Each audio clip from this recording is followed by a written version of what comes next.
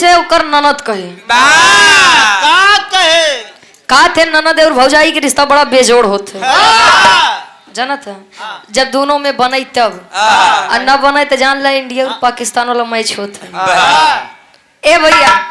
जाई के नदिया अपने भौजैया से कहे बिरहा सम्राट आप स्वर्गीय दादा राम कैलाश यादव जी गावत रहे गायन और गाय के चला गए तू कब जाबू कहाँ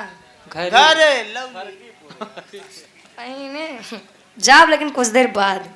हाँ पहले जोन करे है वो करा अब तो से कायदा समझाइए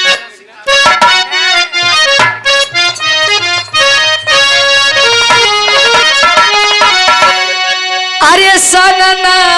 नरतिया डोले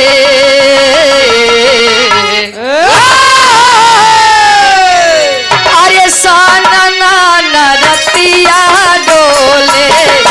बहे जब पवन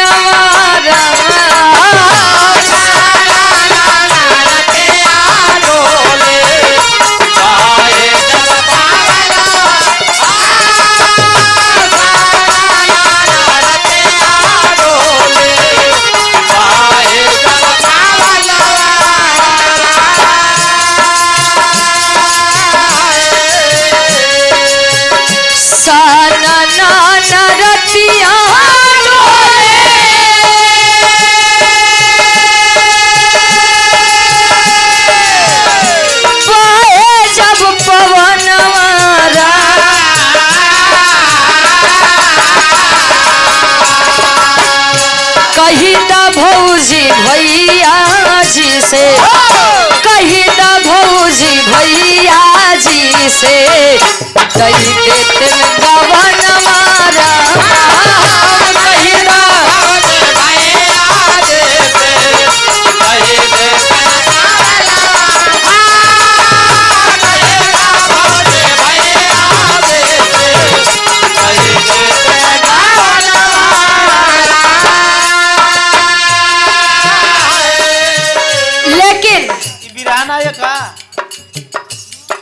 छोड़ा ए भैया तनी सा गौर करिया राजा मोरंग अपने राजधानी में राज करत हैं धीरे धीरे समय बीतत बा शादी के समय बीत गया शादी मतलब शादी हो गया शादी के काफी टाइम बीत गया जब समय बीता कहा जाता है कि संसार में सबसे बड़ा सुख संतान सुख होता है संतान का मतलब लड़कियां महाराज कहा थे लड़का लायक बा तब ठीक बा ना लायक बा तब ठीक बा लेकिन लड़का हो के चाहिए जाई के रानी राजा मोरंग से कहा तई का कहे का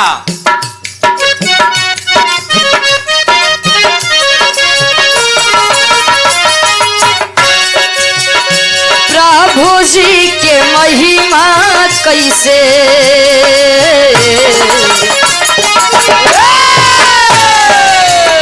प्रभु जी के महिमा कैसे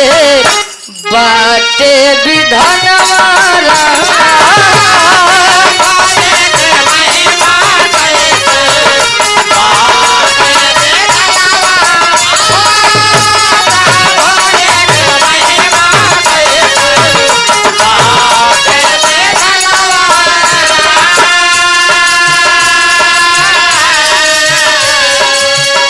प्रभु जी के महिमा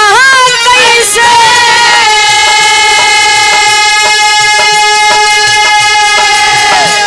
बाटे विधान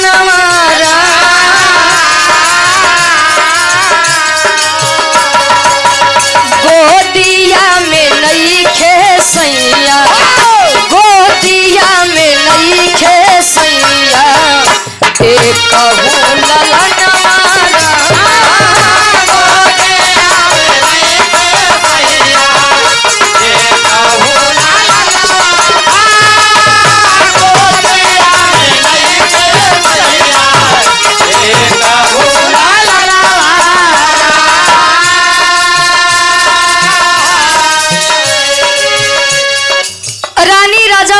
समझावत है राजा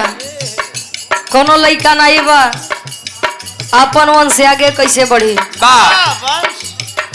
हमार मना तो जाई के भगवान भोलेनाथ के पूजा आराधना वंदना करा, भक्ति भाव भोजन करा, हो सके भगवान भोलेनाथ के कृपा हो जाए तो एक आध लड़का हो जाए। बताए हम खुद की गार्जियन जी बताएं कि शहीदी जगह पे है, देखिए छोट सा विराह हो जाए के चाहिए कि हो जाए 5 मिनट के लोकगीत बा करे बाद तुरंत विराह के नंबर रही। कहानी के गौर करिया, राजा मोरंग जब इतनी बतिया सुने तो राजपाट छोड़ के जाई के बीचे वन में तपस्या करते भगवान भोलेनाथ के। अत्ता बोले भवा का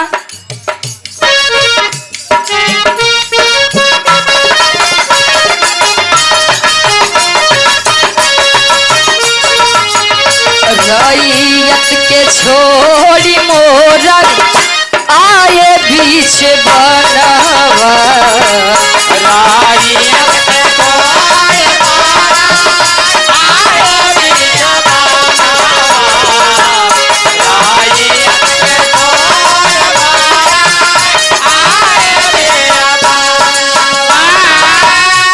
बिरवा के टेरत नारो अइले समानवा,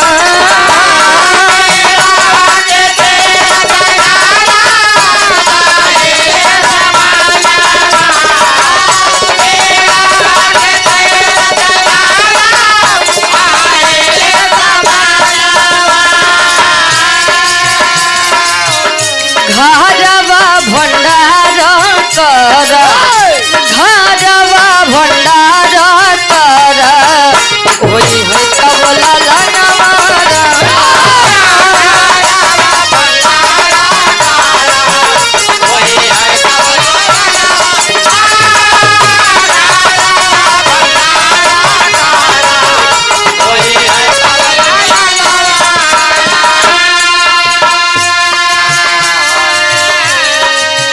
आई के राजा मोरंग जी तपस्या करत हैं तब ले नारद जी ओ नहीं नारद जैया नारद कुछ न पावे कुकुर फेंक दी हड्डी लड़ा मैं बारे तोहार ज्ञान कुकुर फेंक के कतो के हड्डी लड़ाई सकत है,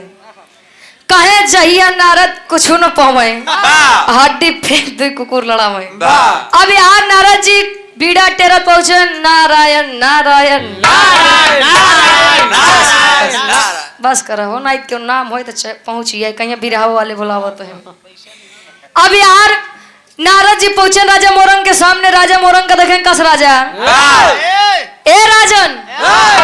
ऐसे राजपाट छोड़ के आई के बनवा में का करत है? बनवा में जंगल में कहे अब का बताई देवश्री नारद आप तो जनबई करत है संतान कोनो नहीं बा, भगवान भोलेनाथ के तपस्या करत है कि हो सके कोनो कृपा बन जाए, एक आठ लड़कियां हो जाए। तब ले नारद जी कहना अच्छा माला जब पैसे लड़कियां होई लड़कियां तो जो मेहनत करबत कहे का करे के बाद कहे हमार मना जाई के अपने राज में कि छोट सा भंडारा करा कहे तब कहे लेकिन हमार बात मान की तब कहे का कहे भंडारा में नहीं तो सब कदा बस 3 जने का छोड़ दिया कहे के का कहे ब्रह्मा विष्णु महेश कहे अच्छा जे करे कारण हमार राजपाट चलत बा जे करे दया दृष्टि से हम इतना आगे गए उन्हीं के बता कि उनका 3 जने का छोड़ दिया कहे अगर लड़कियां चाहिए तो हमार बात माना ना चाहिए तो अपने मन के की है कहे नहीं बाबा लड़कियां तो चाहिए कहे तो जा भंडारा रखा बाकी कुल हम देख लेते हैं। अब यहाँ नारद जी निमंत्रण कुल पहुंचाए देन छोड़ देनो नहीं 3 जने का ब्रह्मा विष्णु महेश जी का।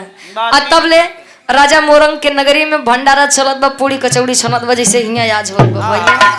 कहे का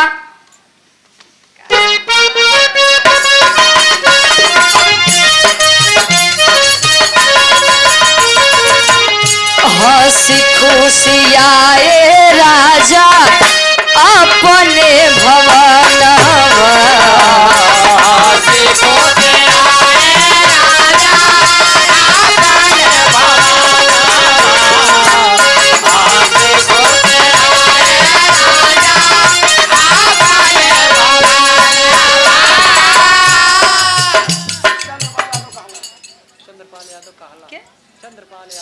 चंद्रपाल यादव जी काला से आप भैया जी के द्वारा इस भाव को समझते हुए, चंद्रपाल यादव जी काला से आपके द्वारा इस भाव को समझते हुए 101 रुपए का महान आशीर्वाद, चरणों में कोट कोट नमन है। आशीर्वाद के चारे भगवान भोलेनाथ की कृपा आप सबके ऊपर ऐसे बनी रहे। कहे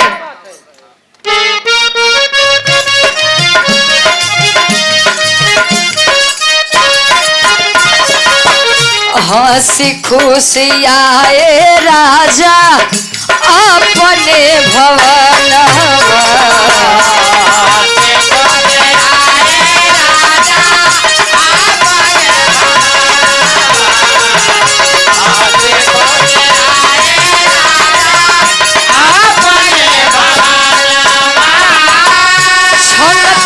कचौड़ी पूड़ी माँ के गगनवा,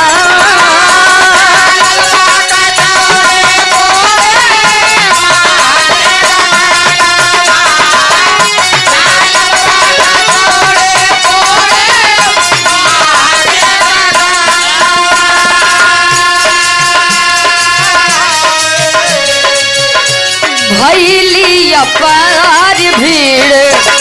भैली अपार भीड़ करके भोजन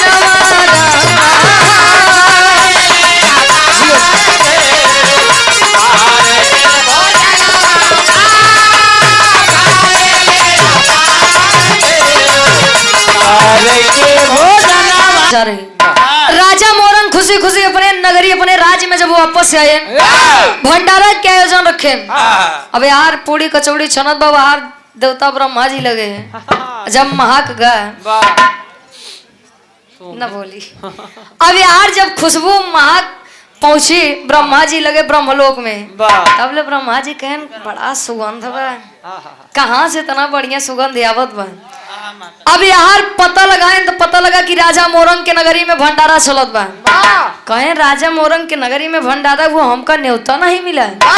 काट देहन का न्योता कहे हमका लगत बा विष्णु जी लगे आए हुई, विष्णु जी दे भुलाई गए हुई। पहुंचन ब्रह्मा जी विष्णु जी लगे कहे कस भैया विष्णु ए भैया न्योता काट लिया हमार, तू हमार काट लिया है का न्योता, कहे न्योता काट लिया। कहे कौन न्योता है? कहे वही जौन राजा मोरंग के घरे से आई बा। कहे महाराज न्योता का काटब, न्योता जब मिला हो तब तो न्योता काटी। कहे लगत बा कि न्योता ही निमंत्रण शिव जी लगे बा। दोनों जने पहुंचन भगवान शंकर जी लगे कहे कस भैया देवों के देव महादेव जी तुम्हार दोनों जने काट ले है। अड़भंगी महाराज अरे कहे का भा कहे न्योता कहा बा, कहे कौन न्योता, कहे जो राजा मोरंग के घरे से आई बा। कहे तोहार लोग के भूल बा कि न्योता आई बा। कहे एक काम करा, पूड़ी और कचौड़ी के सुगंध इतनी तेज आवत बा, मन बर्दाश्त नहीं करत बा। न्योता नहीं मिला तो का बा, आओ चलो भेष बदल के चली, बढ़िया न्योता खाई के लौट आवा जाये। तब ले शंकर जी कहे ना ना, एक बार हमार सती बिना निमंत्रण के गए रहे, अपने बाबू खिया, वो अपने बाबू खिया। परिणाम का भरा न पूरा देश दुनिया जानत है। बिना न्योता के हम कतो जाब न कहे ठीक बात तू न जा, हम लोग तो जाते हैं। दोनों जने चल दे। विष्णु जी और ब्रह्मा जी भेष बदलन पहुंचे राजा मोरंग के नगरी में, भोजन करत है। तब ले नारद जी देखे कहे बस बस आइए बाबू आइए तब बतावत है।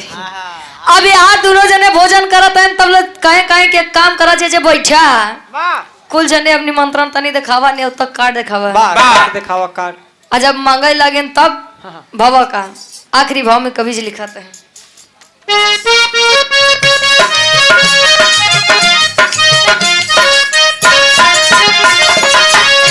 मोरंग के दुआरे बैठे कई के भोजनवा, मोरंग के दुआरे बैठे पागल के भोजनवा, मोरंग के दुआरे बैठे पागल के भोजनवा। नारद जी ने वता मांगे विष्णु के समानवा, नारद जी ने वता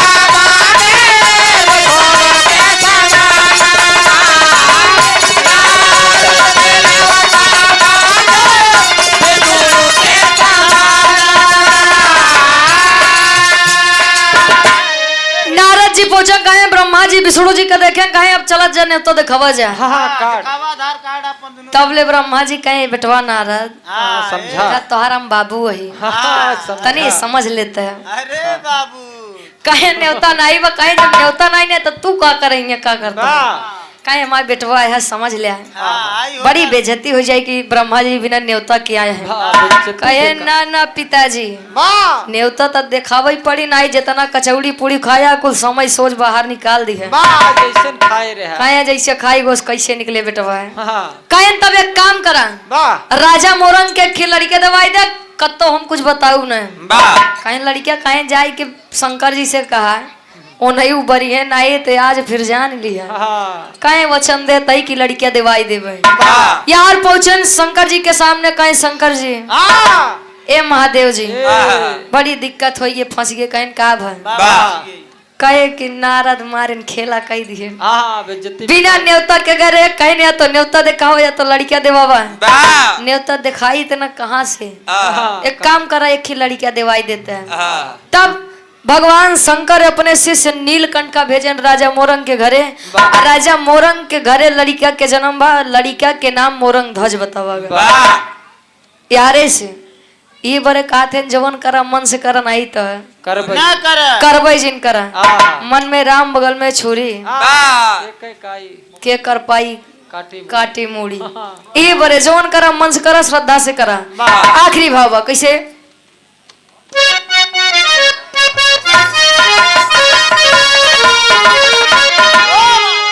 अरे यादव ऋषि के बाटे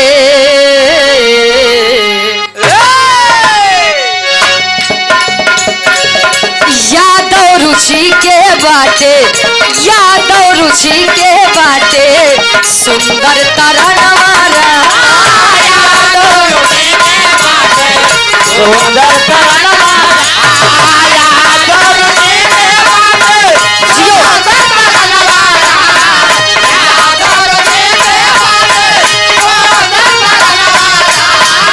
यादव रुचि के बाटे सुंदर तरनवारा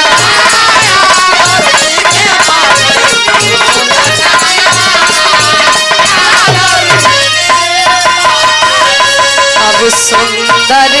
तरनवारा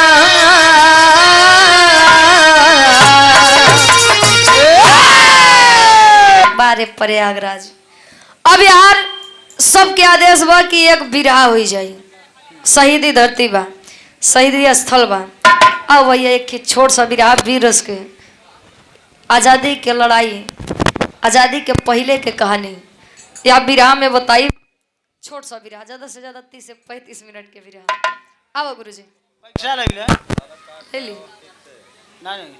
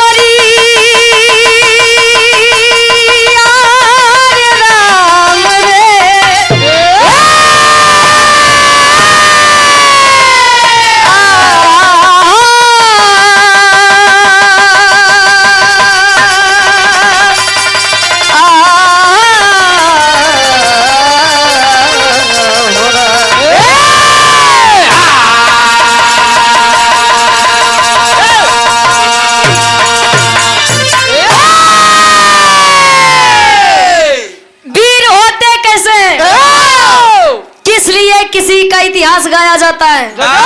और इतिहास साक्षी है कि इतिहास वीरों का गवाह होता है। वाह